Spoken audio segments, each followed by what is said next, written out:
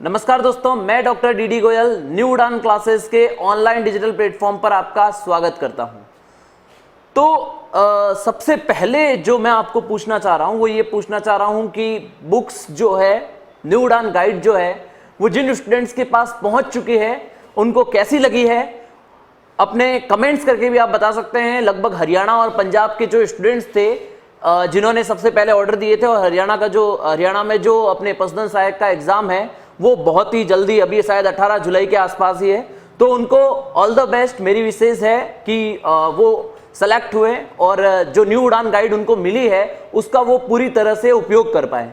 राजस्थान के स्टूडेंट्स के पास में अभी धीरे धीरे पहुंच रही है। पहले हमने हरियाणा और पंजाब के जो स्टूडेंट्स है वहां उनके जो कॉल्स आ रहे थे वो इसलिए आ रहे थे ज्यादा क्योंकि उनके वहां पर पर्सनल सहायक का एग्जाम है। ओके, वहां पर जो है भर्ती आ रखी है और उनको बुक्स की पहले जरूरत थी, इसलिए राजस्थान के स्टूडेंट्स को 10 दिन से ज्यादा टाइम लग गया हमें भेजने में, क्योंकि पहला जो हमारा स्टॉक था पूरा का पूरा हमने हरियाणा और पंजाब में जो सारी बुक्स थी, हरियाणा में लगभग बहुत ज्यादा नंबर्स में, हरियाणा में ज्यादा बुक्स गई है, ओके, पंजाब में भी बुक्स गई है, तो बहुत ज्यादा नंबर्स में जो है हमारे यहाँ से बुक्स जो है हरियाणा पंजाब गई है। ओके, राजस्थान के स्टूडेंट्स जो है उनके पास भी धीरे धीरे बुक्स पहुंच रही होगी। तो हम ये देख लेते हैं सबसे पहले तो कि भाई तुम्हारे जो कमेंट्स आ रहे थे, कई सारे स्टूडेंट्स के ये कमेंट्स आ रहे थे कि कूपन वाला क्या है, हमें समझ में नहीं आया और कहाँ पे ये कूपन होगा, कैसे होगा। तो मैं एक आपको जनरल चीज बता देता हूँ कि कहाँ पे कूपन होगा। ये हमारे पास में एक बुक है, बुक का जो मेन पेज है उसके जस्ट आगे वाले पेज पे यहाँ पे, ओके, यानी कि फर्स्ट पेज पे, मेन पेज के अगला जो नेक्स्ट पेज होगा, यानी कि जो यहाँ पे फर्स्ट पेज होगा, इसके कॉर्नर में ऊपर की साइड में कूपन जो है वो लगा हुआ है, जहां पे न्यू उड़ान का लोगो लगा हुआ है। इसके बाद में यूनिक जो है वो कूपन कोड है, हर एक में जो है यूनिक कूपन कोड होंगे, ओके, और वो कूपन कोड के जस्ट नीचे डिस्काउंट कूपन लिखा हुआ है 500 रुपीज का। वहां पे जस्ट नीचे आपका नाम और आपका कॉन्टैक्ट नंबर जो है आपसे पूछा गया है।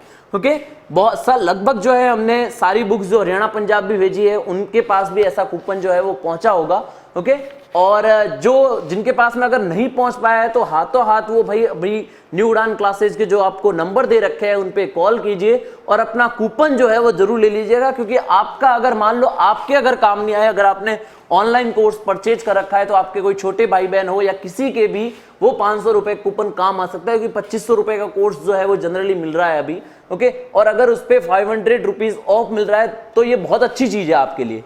ओके, तो वो कोर्सेज फिर आपके 2000 में पड़ रहा है, तो आपके अगर छोटे भाई बहन का अगर किसी का फायदा हो रहा हो तो जरूर आप इसको कूपन को जो है वो जरूर ले लेना। ओके, लगभग सारी बुक्स में गया है, कोई एक दो बुक्स में ऐसी हो जाए कि भाई नहीं जा पाया है तो आप अभी न्यू उड़ान क्लासेस के नंबर पे कॉल करके जल्दी से अपना कूपन जरूर ले लेना। ठीक है भाई, 500 रुपए चूकना नहीं है ना।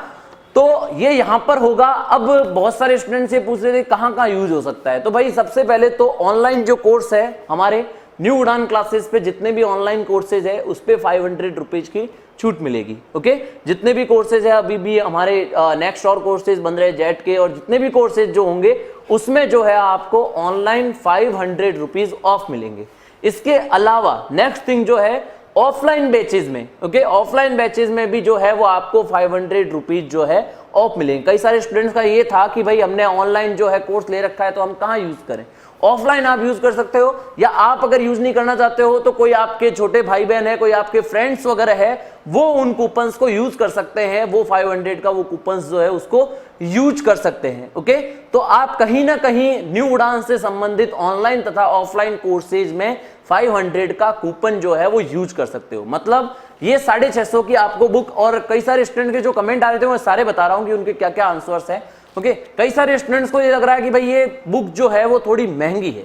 मैं आपको एक चीज कह रहा हूं कि आप बुक अपने घर पे मंगाइए, है ना। आपको लगेगा कि हाँ मैटर देखिए पहले, तो कई सारे स्टूडेंट्स यहाँ पे आके भी मैटर देख के गए। हमारे पास में सैंपल कॉपी पड़ी रहती है। कई सारे स्टूडेंट्स ऐसे थे क्योंकि अभी भी जो है वो बहुत ज्यादा ट्रैफिक चल रहा है, क्योंकि 1 महीने पहले से ही जो है हमारे पास में बुकिंग स्टार्ट हो गई थी, है ना। अभी तक तो जिन्होंने हमें रजिस्ट्रेशन करवाए थे पहले, 1 महीने पहले से जिनके रजिस्ट्रेशन करवा रखे हैं, जिन्होंने पेमेंट नहीं किया था उनके रजिस्ट्रेशन हो रखे हैं, उनके पास में अभी तक बुक नहीं पहुंची है।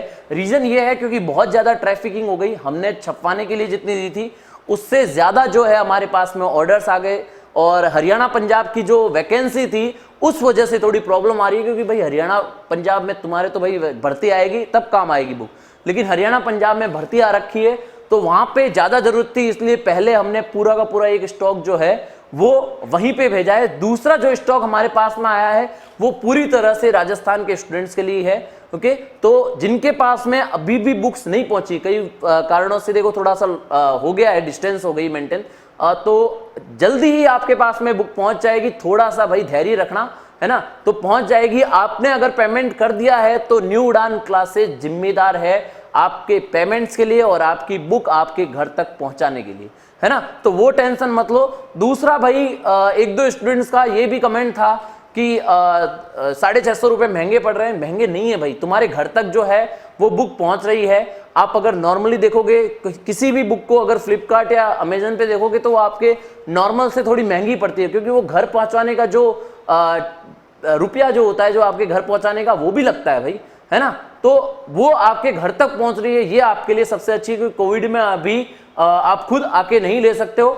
और जिन्होंने भाई ऑनलाइन और ऑफलाइन भी दोनों ज्वाइन कर रखा है, कुछ ऐसे स्टूडेंट्स हैं जिन्होंने ऑनलाइन भी ज्वाइन कर रखा है और ऑफलाइन भी ज्वाइन कर रखा है ना, तो वो न्यू उड़ान में आए और अपनी बुक जो है वो सर से या मैम से बात करके ले जाए। ओके, तो वो बात करके जो भी उनका कन्वर्जेशन होगा उसके अकॉर्डिंग वो फाइनल करके ले जाए। ओके, तो मेनली जो आपके जो क्वेश्चंस थे वो यही थे। इसके अलावा एक दो क्वेश्चंस और मैं बता देता हूं, जैसे कुछ के ये थे कि कितने पेजेस है इसमें, तो लगभग 500 इसमें पेजेस है।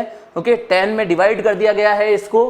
क्वेश्चंस हर एक में अच्छे अच्छे जो क्वेश्चंस थे हमने वही दिए हैं जो क्वेश्चंस 2016 और 18 से रिलेटेड। ओके, थ्योरी जो है वो सबसे अच्छी दी है। थ्योरी में आपको एररलेस, सबसे बड़ी चीज यही है कि भाई एररलेस जो है आपको चीजें मिलेगी। ट्रिक्स जो है हर चीज में, अभी आप एक्सटेंशन के वीडियो अगर जिसने एक्सटेंशन टेस्ट सीरीज ज्वाइन कर रखी है उनको एक्सटेंशन का जो वीडियो होगा 80 क्वेश्चंस का, उसमें आप देखोगे तो आज मैं बताऊंगा कि कैसे कैसे ट्रिक्स जो है वो दी हुई है यहाँ पे, है ना, मेलों की ट्रिक। इसके बाद में हर एक मेलों में किस गाय के लिए, कौन सी नस्ल की गाय जो है वो फेमस है, उसको कैसे आप ट्रिक से देख सकते हो। तो सारी चीजें हैं हमारे पास में, सब चीजें जो है आपको धीरे धीरे इसमें बुक में देखने को मिल जाएगी। और जो जिन्होंने खरीद ली उनसे पूछो कि भाई पैसा वसूल है या नहीं है, तो वो आपको बता देंगे कि भाई अच्छी बुक है। और हकीकत में मैं आपको बता रहा हूं ट्रिक्स और बहुत अच्छे से टेबल्स बना करके हर चीज को बहुत क्वालिटी वाइज जो है वो हमने दिया है। ओके, तो बुक आपको पसंद आएगी, ये गारंटी है हमारी। ओके, और दूसरी चीज कि एग्जाम के पर्पस के लिए बहुत ही अच्छी बुक है। 80 क्वेश्चंस जो है आपकी, इससे पहले भी लक्ष्मण सिंह जी ने जब वीडियो बनाया था उन्होंने बता दिया था कि 80 क्वेश्चंस की वो गारंटी ले रहे हैं भाई, है ना, तो ऑफ कोर्स ये बहुत अच्छा, क्योंकि उनको तो बहुत टाइम से वो पढ़ा रहे, 15 इयर्स का उनको एक्सपीरियंस है, इतने सारे बैचेस निकाले हैं उन्होंने पसदन सहायक के। ओके, तो उनको ज्यादा नॉलेज है इस चीज का। उन्होंने कहा है भाई कि 80 क्वेश्चन, क्योंकि आएगा 100% आएंगे, इसमें से ही क्वेश्चन आएंगे, क्योंकि मैटर कुछ भी छोड़ा नहीं है हमने, ठीक है। और दूसरा क्या है कि भाई जो क्वालिटी वाली चीजें होती है, जो ज्यादा जरूरत वाली चीजें हैं, उनको हमने क्या किया है कि एक टेबल बना करके या फिर एक बॉक्स में डाल करके इंपॉर्टेंट चीजों को अलग से रखा है। ओके, तो जो टेबलें बना रखी है ना वो चीजें इंपॉर्टेंट वाली है। मैंने आपको इससे पहले बताया था 30% में से 90% तक क्वेश्चन आ जाते हैं, है ना, तो वो 30% को हमने फोकस करने की कोशिश की है ना। तो यहाँ पे आपको कूपन जो है वो इस तरह से कूपन यहाँ पर मिल जाएगा। 500 का कूपन है, नेम एंड नंबर है। अगर किसी बुक में बाई चांस कूपन नहीं आया हो तो हाथों हाथ से न्यू उड़ान क्लासेस को कॉल करना है आपको। ओके, और अपना जो कूपन है वो ले लेना है। 500 जो है वो क्यों छोड़े भाई, है ना, तो 500 रुपए कूपन छोड़ना नहीं है, अपन को लेना ही है।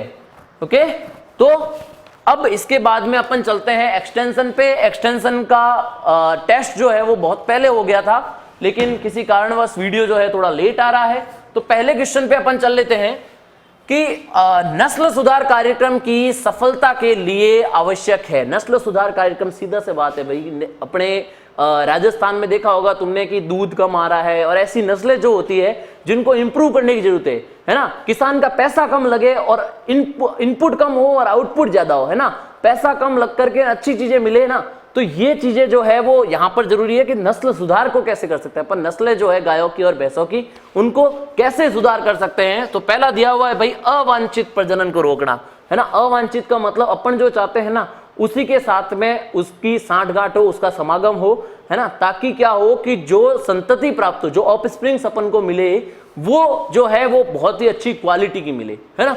तो अवांछित प्रजनन को रोकना, ये यहां पर सही पॉइंट है। जी हाँ, बिल्कुल। नकारा सांड जो है, जो कोई काम के ही नहीं है, तो उनको क्या करो, कास्ट्रेटेड कर दो। कास्ट्रेटेड करने से क्या होगा कि अब वो समागम के लायक ही नहीं रहेंगे, है ना। समागम के लायक नहीं रहेंगे तो संतति आएगी नहीं। तो यहाँ पे एक पॉइंट ये और आ गया भाई कि नकारा सांडों का बंध्याकरण कर दिया। तीसरी है भाई प्रजनन नीति के अनुरूप पशुओं प्रजनन। प्रजनन नीति जो होती है, ये एक पॉइंट्स बना रखे हैं बहुत अच्छे से कि प्रजनन नीति के अकॉर्डिंग क्या होना चाहिए कि अपन को अच्छी नस्ल कैसे मिल पाए, इस पर ध्यान देना चाहिए, है ना। तो ये तीनों पॉइंट यहाँ पर सही है, तो तीनों ही पॉइंट सही है। तो यहाँ पर नस्ल सुधार के लिए ये तीनों चीजें जो है जरूरी है। ओके, तो पहले क्वेश्चन का आंसर यहां पर हो जाएगा डी। सेकंड क्वेश्चन पे चलते हैं अपन। पशु गणना 2012 जो है वो कौन सी पशु गणना थी? क्या वो 19वीं पशु गणना थी? क्या वो 20वीं पशु गणना थी? तो सबको पता है भाई कि 2012 वाली, देखो अभी वाली जो है ना 2019 की है, जो 2019 की है उसमें तो भाई क्या होगा, 20वीं पशु गणना है। वो कौन सी है भाई? 20वीं पशु गणना है। और जो 19 वाली है वो कौन सी है भाई? 2012 की। ऐसे याद रख लो, अभी वाली जो है 2019 की, वो 19वीं नहीं है, ये याद रखना। जो 2019 की पशु गणना है, 2019 वाली 19वीं नहीं है, 20वीं है ना। पहले क्या आ रहा है? 20 आ रहा है। तो यहां पे क्या होगा कि 20वीं पशु गणना जो है वो तो है 2019 की, और जो 19 की पशु गणना है, 19वीं जो पशु गणना है वो है कौन सी? 2012 की। ये जो 19वीं पशु गणना थी, ये राजस्व विभाग ने करवाई थी। और यहां पर राजस्व विभाग जो थे जिसने वो करवाई थी, वो पेपर वाली थी, है ना। अभी जो 2019 में हुई है वो डिजिटल पशु गणना है। डिजिटल का मतलब सारा कंप्यूटर वाला सिस्टम था। और वो किसने करवाई थी? पशुपालन विभाग जयपुर ने और राजस्व विभाग अजमेर ने, दोनों ने मिलकर करवाई थी। क्लियर है ये चीज? तो दूसरे क्वेश्चन का आंसर यहां पर 2012 की पशु गणना जो थी वो कौन सी थी? 19वीं। और 2019 की जो थी वो कौन सी थी भाई? 20 की, है ना। तो ऐसे याद रखना है आपको, ये चीज बहुत इंपॉर्टेंट है। इससे पहले भी क्वेश्चन आया हुआ है तो वापस आ सकता है। क्लियर है चीज? अगला देख लेते हैं। एकल पृष्ठ पर प्रसार सामग्री जो है वो कौन सी होती है ना। एक पेज पे कौन सी होती है, 2 पे कौन सी होती है, 10 पे कौन सी होती है, 20 पे कौन सी होती है, 50 पे कौन सी होती है, ये सब आपके न्यू उड़ान गाइड में दे रखा है। एक ट्रिक है छोटी सी, LPB, है ना। सबसे पहले तो होगा, ध्यान रखना, लीफलेट, है ना। सबसे कम पेज किसके होते हैं भाई? लीफलेट के। इसके बाद में आएगा भाई पैम्पलेट, पैम्पलेट, ओके। और इसके बाद में इसमें 3 आते हैं भाई। पहला तो हो गया बुलेटिन, बुलेटिन के बाद में आ गया यहां पर बुकलेट, और बुकलेट के बाद में आ गया भाई बुक, जो अपनी आ चुकी है ना। न्यू उड़ान गाइड बुक आ चुकी है। तो अब खुद याद रखो, ऐसे अपन सीक्वेंस से चलते, है ना। ये जो लीफलेट है उसमें कितने पेज होंगे भाई? 1 पेज होगा। लीफलेट में कितने पेज होंगे? 1 पेज होगा, है ना। पैम्पलेट जो होता है, पैम्पलेट में थोड़े ज्यादा पेज होते हैं, 2 से लेकर के 10 तक भी पेज हो सकते हैं। ओके, तो 2 से 10 तक अगर पेज है तो फिर क्या हो गया भाई? पैम्पलेट हो गया, है ना। पैम्पलेट आपने देखा होगा 2-4 पेज के, ऐसे राजूवास के बहुत सारे पैम्पलेट बनाए हुए हैं। अगला अपन देखते हैं बुलेटिन क्या है। तो बुलेटिन जो होती है वो थोड़ी सी बड़ी होती है पैम्पलेट से, वो लगभग होती है 12 से 20 पेज तक आपके बुलेटिन होती है। फिर बुकलेट, जैसे पिग का पिगलेट होता है, पिगलेट क्या होता है? पिग के बच्चे, वैसे ही बुक का छोटा सा बच्चा होता है, मतलब छोटी छोटी बुकलेट्स आती है ना। वो कितने पेज की होती है भाई? 20 से लेकर के 50 पेज तक। कितनी होती है भाई? 20 से लेकर के 50 पेज तक क्या होती है? बुकलेट होती है। ओके, और नेक्स्ट आ गया बुक। बुक है भाई लास्ट हथियार। बुक लास्ट हथियार मतलब क्या हो गया? 50 से ज्यादा पेज है तो ये तो भाई अब तुम्हारी बुक ही है ना। अपने 500 पेज है, ये तो गाइड हो गई। गाइड मतलब थोड़ा सा एक बड़ा रूप हमने ले लिया, क्योंकि हमने बहुत सब चीजों को समावेश करके दिया है, तो गाइड नाम दिया है। थोड़ा मतलब एक ऐसा है नाम भी कि इसमें हम सब कुछ समावेश होता है। ओके, समावेश का मतलब सारी चीजें जो वेटनरी की इंपॉर्टेंट है LSA स्टूडेंट्स के लिए, वो हमने सारी दी है। ओके, तो ये चीजें हो गई, ये चीज याद रखनी है भाई। स्क्रीनशॉट ले लेना, है ना। स्क्रीनशॉट लेने की जरूरत नहीं है। 650 रुपए बुक के दो और आराम से बुक खरीद लोगे। तब इसमें ऐसे बताया हुआ है कि किसमें कितने पन्ने होते हैं, है ना। और एक भी क्वेश्चन इसमें से आया तुम्हारा तो तुम्हारे पैसे वसूल है, सीधी बात है। तो चलते हैं यहां पर एकल पृष्ठ, यानी 1 पेज है, 1 पेज है तो क्या हो गया भाई? लीफलेट इसका आंसर हो जाएगा। एकल पृष्ठ पर प्रसार सामग्री जो होती है वो क्या कहलाती है? लीफलेट कहलाती है। क्लियर है चीज? थर्ड में क्या हो जाएगा, यहां पर बी आंसर हो जाएगा। अगला क्वेश्चन ले लेते हैं अपन फोर्थ। भारत में पशु माता जो रोग है वो पूर्णतः मुक्त कब हुआ? पहली चीज तो भाई ये कौन सी माता का रोग है ये अपन देख लेते हैं। इसको बोलते हैं भाई रिंडरपेस्ट। ओके, रिंडरपेस्ट जो रोग होता है इसको पशु माता रोग कहते हैं। रिंडरपेस्ट रोग को पशु माता रोग कहते हैं। और रिंडरपेस्ट जो है वो इरेडिकेट यानी कि अपने इंडिया से जो है इसको पूरी तरह से नष्ट किया जा चुका है, पूरी तरह से टीके वीके लगवा करके। अब जो है इस डिजीज, क्योंकि ये महामारी फैली, जैसे अभी कोरोना महामारी फैली ना, वैसे ही 1954-55 के आसपास क्या हुआ था, बहुत ज्यादा जानवर जो है वो मरने लग गए थे, है ना। तो सरकार को एक्टिव होना पड़ा और देख करना पड़ा भाई कि कुछ तो इसका हल निकालो।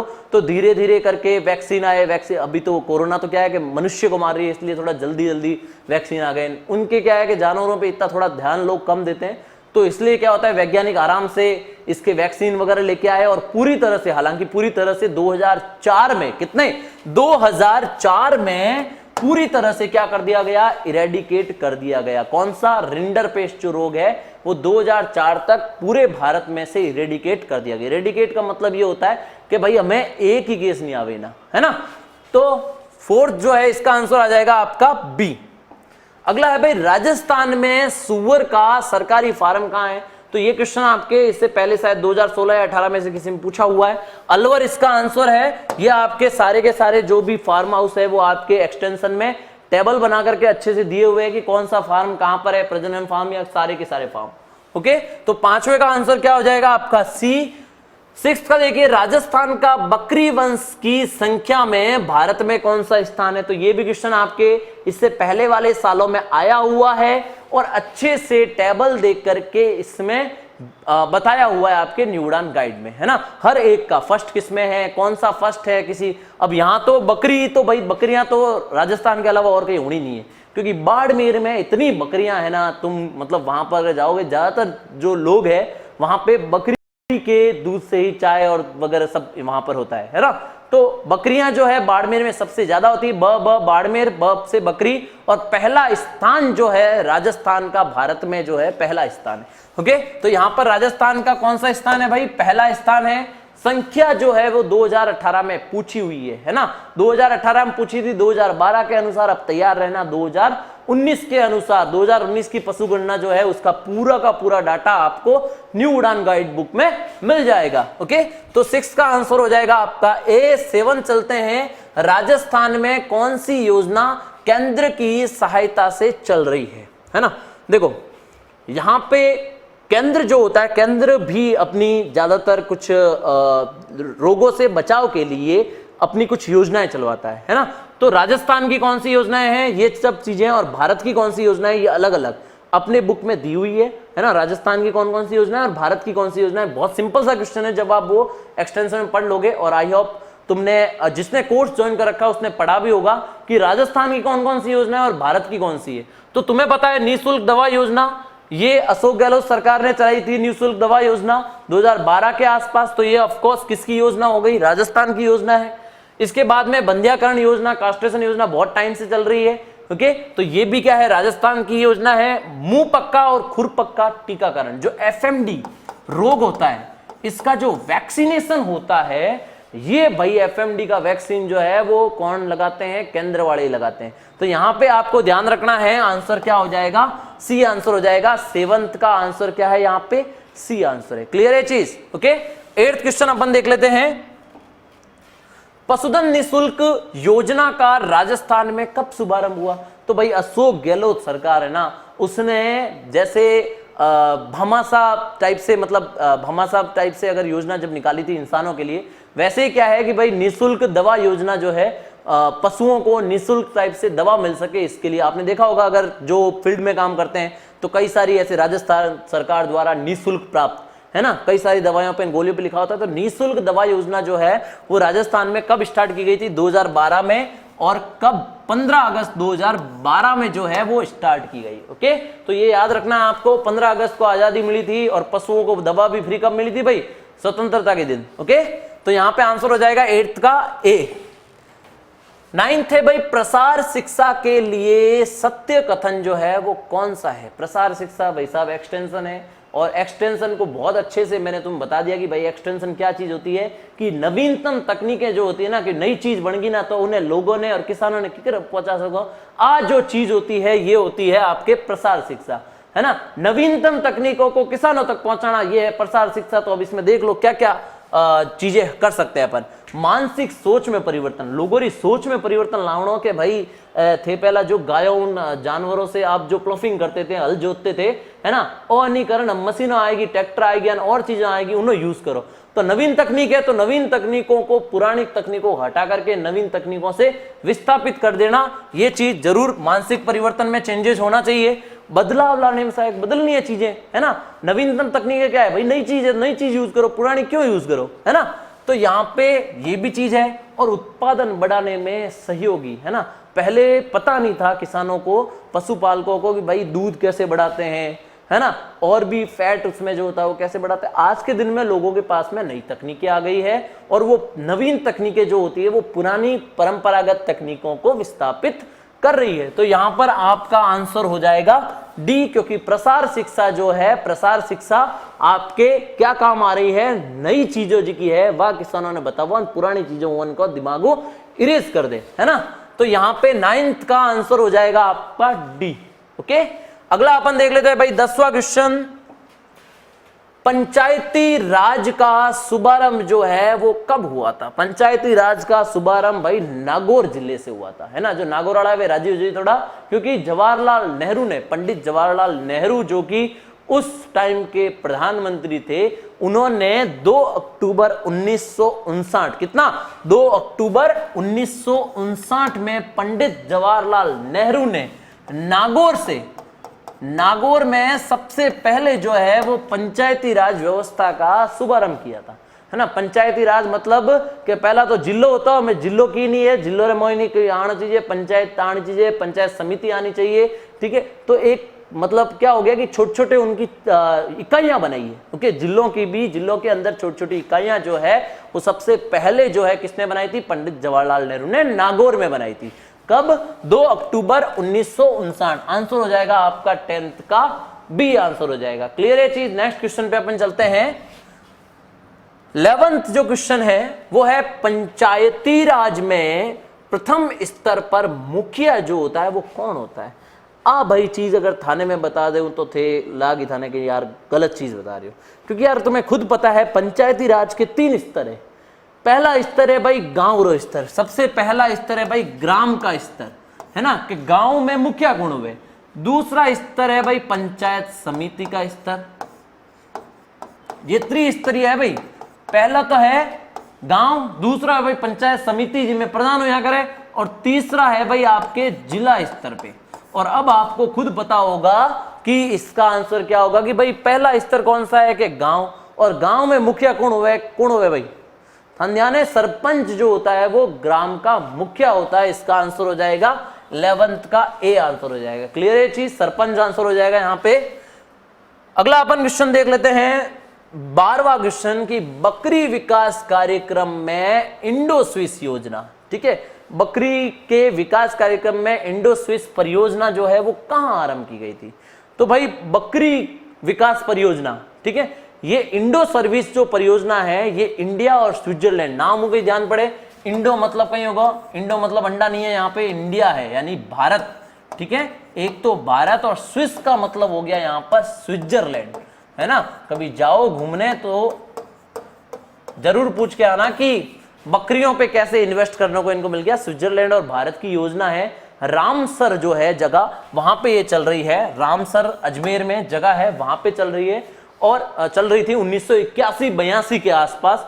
और इस योजना में कौन सी बकरी की नस्ल पे ज्यादा ध्यान दिया गया? तो याद रखना, बकरी की सिरोही नस्ल पे, बकरी की सिरोही नस्ल पे ध्यान दिया गया था। बकरी की सिरोही नस्ल पे ध्यान दिया गया था। 1981-82 की बात है। इंडो स्विस परियोजना थी और भारत और स्विट्जरलैंड की परियोजना थी। ओके, याद रखना है आपको, छोटी सी चीज है और ये बहुत ज्यादा पूछा भी जाता है ना। अगर आएगा तो सीधा राइट होना चाहिए आपका कि कहां पे? रामसर अजमेर में, है ना। रामसा पीर के अजमेर में, ओके, रामसर अजमेर में। अगला अपन देख लेते हैं, राजस्थान में कुक्कुट रोग निदान प्रयोगशाला कहां स्थित है। देखो मुर्गियों के जब भी क्वेश्चन आए ना तो मुर्गियों के दो ही आंसर होंगे, या तो है भाई जयपुर या है अजमेर, है ना, वहीं पे वो मुर्गियों वाला चिकन वाला जो काम है वो वहीं पे होता है, अजमेर में और जयपुर में, है ना। तो यहाँ पे कुछ 2-3 चीजें हैं जो आपको याद रखनी, कुक्कुटशाला कहाँ पे है और कुक्कुट रोग निदान प्रयोगशाला कहाँ पे है और चिकन फार्म अलग से प्रजनन फार्म कहाँ पे है। तो ये तीनों चीजें जो है आपको न्यू उड़ान गाइड में हर चीज को दिया हुआ है। यहाँ पे जो ध्यान रखना, जो निदान प्रयोगशाला है, रोग निदान प्रयोगशाला है, तो भाई रोगों और निदान तो अजमेर में हो नहीं सके तो कौन जगह हुई, जयपुर में। ओके, तो आंसर यहां पर क्या हो जाएगा, जयपुर। मैंने क्या कहा, दो ही आंसर है ज्यादातर में, है ना, अजमेर और जयपुर में ही ज्यादातर इनका मुर्गियों का लेखा जोखा रखा जाता है। क्लियर है चीज। तो 13 का आंसर क्या हो जाएगा, यहां पे सी आंसर हो जाएगा। 14 देख लेते हैं भाई, गोपालक बीमा योजना हेतु आवश्यक शर्तें क्या है। गोपालक बीमा योजना, नाम से ही पता चल, ध्यान पड़े कि भाई गोपालक का मतलब हो गया गाय पालने वाले, है ना। तो गाय पालने वालों के लिए कौन सी चीज जो है वो जरूरी है, ये देख लो। गाय पालने वाले जो है उनको क्या करना पड़ता है कि एक फीस जो है 200 रुपए के आसपास जो है वो सरकार को बीमा के तौर पे देना पड़ता है ना। कितने रुपए देने पड़ते हैं भाई, 200 रुपए एक आदमी को देने पड़ते हैं। फिर लगभग जो है इसमें 25 जने होने चाहिए, 25 गोपालक जो है वो अपना एक साथ पैसा जो है वो 200 रुपए के हिसाब से दे देते हैं। अब मान लो उनको एक्सीडेंट हो गया या नॉर्मल अगर डेथ हो गई, तो नॉर्मल डेथ होती है ना उनकी, तो उनको मिलते हैं भाई 20,000 रुपए एक आदमी को, है ना। अगर डेथ हो जाती है, गाय पाल रहा है वो, और अगर डेथ हो जाती है उसकी, तो जो पालन पशुपालक जो होता है उसको मिलते हैं 20,000। आगे सुनो, अगर उसका एक्सीडेंट में मौत हो जाती है तो मिलते हैं 50,000। ओके, और अगर वो विकलांग हो जाता है उस एक्सीडेंट में तो उसको मिलते हैं 25,000 रुपए। ये सारी चीजें अपने न्यू उड़ान गाइड में दी हुई है। तो ऐसे क्वेश्चन भी आपके पास में बन सकते हैं। अब देखो मेरी एक बात सुनना, सर्जरी वगैरह जो क्वेश्चंस है, सर्जरी के, गायनी के, मेडिसिन के, सारे क्वेश्चन जो है वो आप भी अटेंड करोगे, आपका जो साथी होगा वो भी अटेंड करेगा। लेकिन जो ऐसे क्वेश्चन आते हैं, ऐसे क्वेश्चन क्या होते हैं कि स्टूडेंट छोड़ देते हैं कि ये थोड़ी आएगा यार, और गोपालक में कुण कितना है, पैसे रुपए कितने देते हैं, कितने रुपए लगते हैं, ये थोड़ी पूछते हैं। तो जो ऐसे क्वेश्चन को भी अगर पढ़ लेता है ना, ये क्वेश्चन जो है वो डायरेक्टली अपने न्यू उड़ान गाइड के जो क्वेश्चन है उसमें से उठाया हुआ है ये वाला क्वेश्चन। ओके, तो वहां पे ऐसे क्वेश्चन हमने बनाए हैं कि ऐसे क्वेश्चन से भी अगर क्वेश्चन आपके एग्जाम में फ्रेम हो जाता है तो आंसर कौन देगा, और जो आंसर देगा वो टॉप करेगा, है ना। ऐसे क्वेश्चन के भी जो आंसर देगा वही टॉप करेगा। और आपको तो मेन चीज तो सिलेक्शन चाहिए, अपन को क्या मतलब है टॉप करने से। तो ऐसे क्वेश्चन अगर अटेंड कर लोगे और आपको अगर वो साथी अटेंड नहीं करेगा तो आप उससे आगे निकलोगे। तो ऐसे करके एक कंपटीशन बनेगा। ओके, तो यहाँ पे आंसर आपको याद रखना है भाई, 25 गोपालकों का समूह होता है, 200 रुपया हर एक को देना पड़ता है, और हर एक को भाई अगर नॉर्मल खिसक जाता है वो आदमी पशुपालक, तो फिर उसको 20,000 रुपए सामान्य मृत्यु पर मिलते हैं। क्लियर है चीज। आंसर यहां पर हो जाएगा डी। अगला अपन देख लेते हैं 15 क्वेश्चन कि ऊंट को राजस्थान का राज्य पशु जो है वो किसने घोषित किया था, कब किया था। तो भाई हमेशा से ही, मैं किसी पार्टी का नाम नहीं ले रहा, बट ये है कि पशु के लिए जो प्रेम है वो वसुंधरा सरकार ने उस टाइम दिखाया था 2014 में, 2014 में। ओके, तो 2014 में कब वसुंधरा सरकार ने 2014 में ऊंट को जो है वो क्या राजस्थान का राज्य पशु जो है, इसका ओहदा, उसका मतलब एक पद जो है, या फिर अपन कह सकते हैं कि उसको राज्य पशु जो है वो घोषित किया था। ओके, तो ये याद रखना है। और आपको 30 जून तो वैसे ही याद रह जाएगी, है ना। 3 से ऐसा कुछ ऐसा दिख रहा है आपको, देखो 30 जून, है ना। तो ये तो 30 जून तो वैसे ही ऊंट को देख के याद रह जाएगा आपको। और 2014 जो है वो आपको याद रखना है, क्योंकि ये क्वेश्चन भी आपको पूछा जा सकता है 2014 में जो है, 2014 में, है ना।